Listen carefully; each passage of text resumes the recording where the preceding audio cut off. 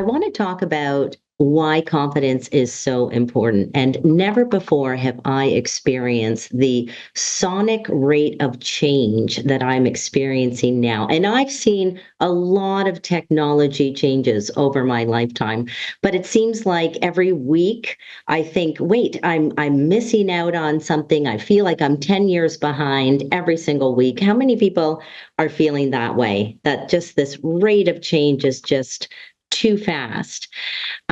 So the reason why we want to have confident employees and teams is because when people are on a team and they don't feel confident enough to speak up in a meeting, to share their good ideas, to fail fast, or to challenge somebody else's ideas, then they're not going to be able to move into action with these new ideas. And because things are changing so quickly, if your competitors can move quickly, they're going to leave you in their dust.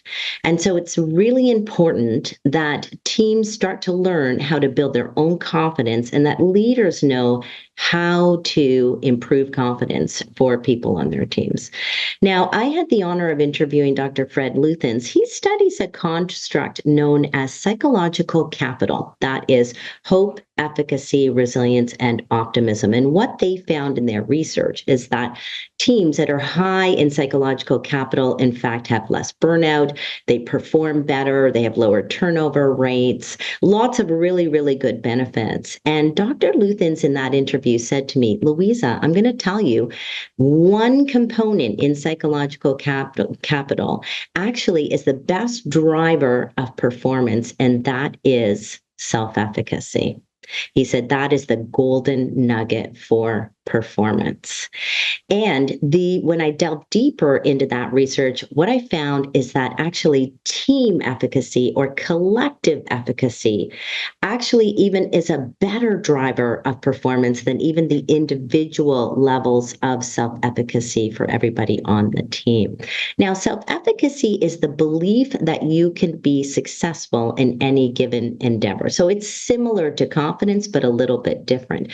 But the thing is that when people believe in themselves, when they have this belief that they can be successful, they move into action. They engage in the behaviors necessary to make those things happen. And that's why I love the power of self-efficacy, because it gets people into action. And that's what we need right now. So one of my favorite tools, there's many different ways that we can actually build team efficacy, or if you want to call it collective efficacy.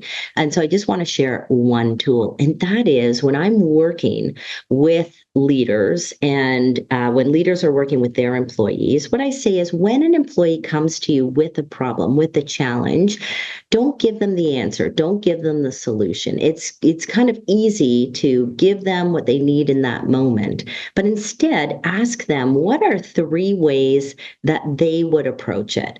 I want you to come back with three solutions before I'm going to tell you what I think.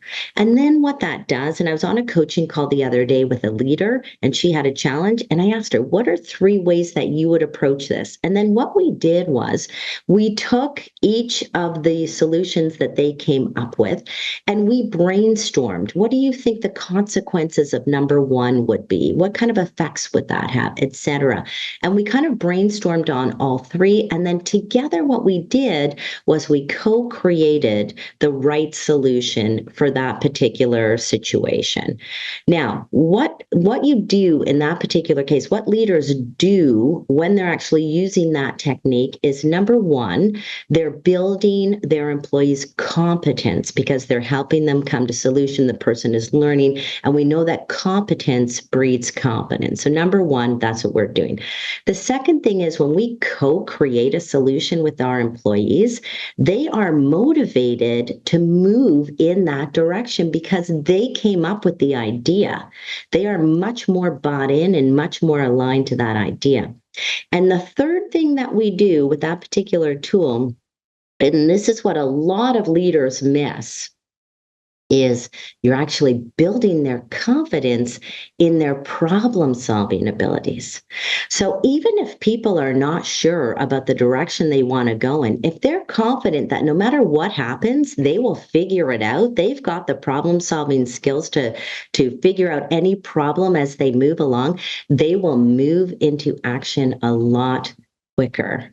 So that's the tool that I wanted to leave with you. And that's why I think confidence is the killer app.